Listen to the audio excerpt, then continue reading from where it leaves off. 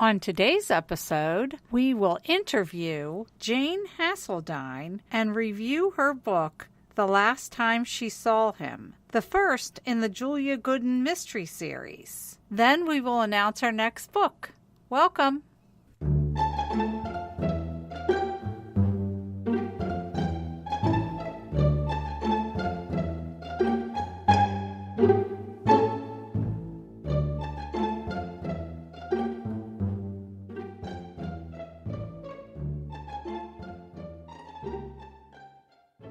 Well, welcome back. We're your hosts, Tracy Stormy and Kathy Knight. Minus Ann Dark. She's traveling this week, so we're carrying on without her. Life must go on. Yes. And she missed a good one, actually, because we have a very exciting interview coming up with Jane Haseldine. We really enjoyed her book. And I think that after you hear this interview and review, if you haven't read it, I think you will definitely want to read it. We're going to jump into a little synopsis about the book so you understand. The Last Time She Saw Him by Jane Haseldine. The book description reads, in Jane Haseldine's gripping and brilliantly crafted debut, a reporter searching for her kidnapped son must untangle the connection to her brother's long-ago disappearance. Julia Gooden remembers nothing about the worst night of her life. 30 years ago, her 9-year-old brother Ben, the person who promised he would always protect her, was abducted from the room they shared. Try as she might to recall any clue or detail, there is a black hole where Julia's memories of that terrible event should be. Now a crime reporter at a Detroit newspaper, Julia tries to give others the closure she's never found. But guilt and grief over Ben's disappearance have left her fearful that whoever took her brother is going to come back. Nowhere seems safe. Not the city, not the suburbs, not even the secluded lake town where she plans to raise her children. And then, on the anniversary of Ben's disappearance, Julia's worst fears are realized when her 2-year-old son Will is snatched from his bed. Convinced that the crimes are related, Julia tries to piece together memories from her final day with Ben. Are the sudden reminders of her brother clues that will lead to her son's abductor, or merely coincidence? Julia knows she has hours at best to find Will alive, but the deeper she digs, the more personal and terrifying the battle becomes, and an undying promise may be her only hope of saving herself and her son. And now we'd like to present Jane Haseldine in an interview that we pre-recorded.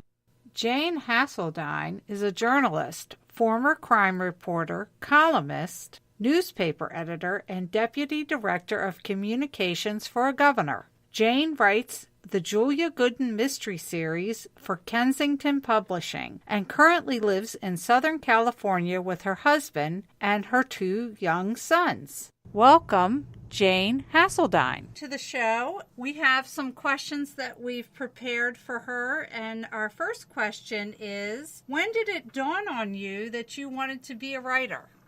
Well, probably at an early age. My mom was a writer, and we grew up in a house full of books. My mom actually named me Jane Eyre, and I didn't realize I was named after a literary character until I was about 8 years old or so. Before that, I thought my middle name was spelled A-I-R, not E-Y-R-E. Oh, that's so funny. That's funny. Yeah, and I think I told a few adults that, and they looked at me like I was nuts, and they probably thought my mother was punishing me, or she was a hippie or something. But yeah, she explained to me later on that, I was named after Jane Eyre, which I grew into thinking was pretty cool. I got hooked on mysteries when I was a kid. I have 2 older sisters and an older brother. When we were growing up, my mom took us to the public library in Rehoboth Beach, Delaware, every Saturday, and that happened whether we liked it or not. Back in the day when I was a kid, we had Saturday cartoons, so that's what we wanted to watch. We wanted to wake up late and stay in our jammies and watch cartoons, but my mother wouldn't have that. We had to go to the library. But I wound up appreciating that later, and I wound up devouring books. By the time I was 11, I think I'd read pretty much all the books in the children's section, and I told my mom I was, done with the library. It was boring now, and My mom, the writer, was a very practical woman, and she checked out Agatha Christie's, and then there were none for me. And that was a life changer. It was like discovering fire. I loved mysteries. And as an aside, this is funny. My oldest sister, Suzanne, was in high school at the time, and I was only in elementary school, and I read Agatha Christie. I'm like, bring it, give me more of this. And my older sister was terrified of any murder mayhem. And she won't read my books to this day, which is okay. Goodness. That's terrible. But going back to what inspired me as a writer, I always loved books, but I didn't think about being an author until about 9 years ago. Writing to me meant journalism, and, books were really just for pleasure. I'm a journalist, my background, and I'm a former crime reporter, and I studied journalism at Syracuse University. And I remember at the time when you go to college, you have to declare your major. I ruled out being an English major because I figured by default I'd become a teacher, and I have great respect for teachers, but I knew I'd be a terrible teacher. And I'm reminded of this on a regular basis. I have 2 little boys. My son Nash is 12 and Beck is almost 8.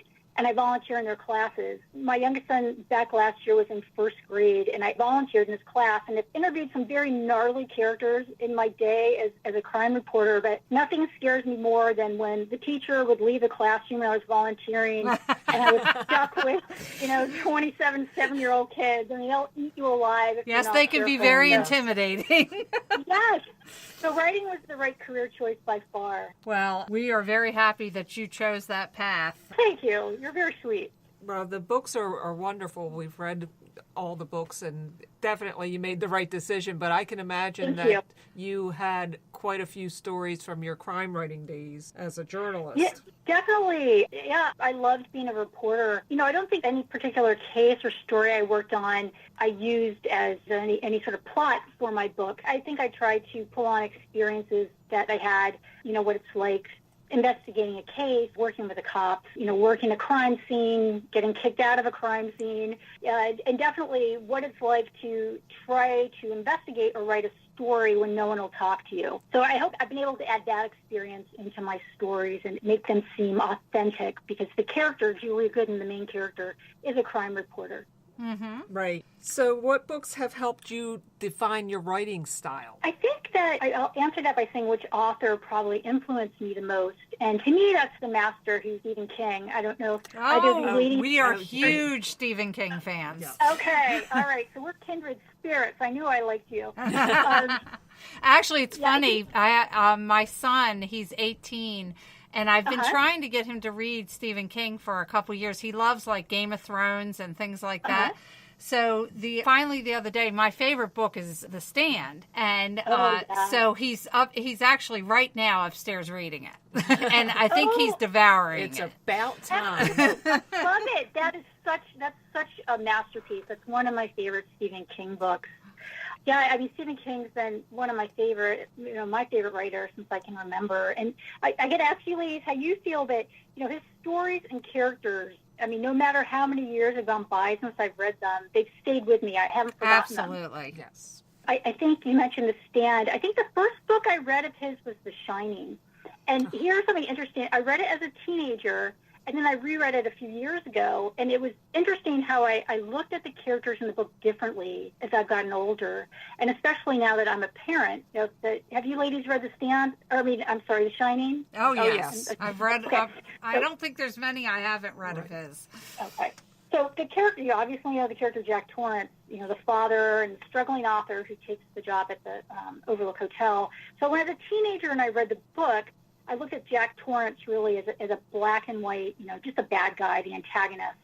But when I reread the book a few years ago with sort of a different life perspective, I saw his character in a more nuanced sort of way. I saw him as a struggling with alcoholism, anger issues, and his sanity, and the forces of the Overlook Hotel push him deeper into the darkness.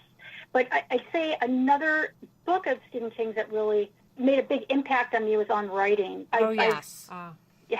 Bought that book twice in my life, once when I was leaving journalism and then once before I started writing books. And it's been a huge influence and guidepost along the way for me, both as a journalist and author, and it's one of the best writing books there is. I think that, final book that really made a big impact on me as a writer was The Grapes of Wrath by John Steinbeck. I know it's not a mystery, ladies. Oh, but, yes. Well, he's a master. Well, and we do read broadly. We just happen to really like mysteries. Of course. And I don't blame you. I'm with you. But the Grapes of Wrath was, I think it was the first book where I really thought about writing and storytelling. I was a couple chapters into it, and I remember thinking, holy cow, this guy can write. It inspired me to do the same. Granted, I became a newspaper reporter first instead of an author, but that book made me, for the first time, think about language and writing, and I try to carry that through me as a writer, no matter whether I was writing a new story or a book. He's an amazing writer, so if you're gonna emulate him, that's awesome. Yeah, you can't go wrong. Well, there. I try to emulate him. Try is the key word there. Yeah. Jane, do you find it's more important to develop a plot or the characters? That's a really good question. I think both are equally as important. And I guess I can answer this maybe as a reader, too, because I devour mystery books. I love mystery books. But I think if your characters outshine the plot, at least to me, I'm going to give you maybe a cheesy analogy here. It's like deciding to take a drive with a really, tremendously fascinating person, but you never leave the garage. Oh. So the same thing with the plot being more important than the characters. I live in Southern California. We have beautiful Pacific Coast Highway and beautiful Pacific Ocean. So to me, that would be like placing more of an emphasis on the plot than characters, taking an epic scenic drive down the California coast, and your driving companion is like a total dud, the most boring human being in the world. So the experience isn't as good as it could be. For me, just as a mystery reader, I want both. I want richly developed characters. I want to root for the protagonist. I want to know why the bad guy's so rotten. I think all characters are important as an author, even the small parts, the small characters who might only be on 3 pages. Even if I don't put it in the book, I want to know what makes this guy or gal tick, who they are. And with a plot, I love twists. I want to keep guessing. I don't want to know who did it. Otherwise, I'll put the book down and I won't go back. Yeah, I would totally agree with that. And you certainly show that in your books. There are a lot of plot twists.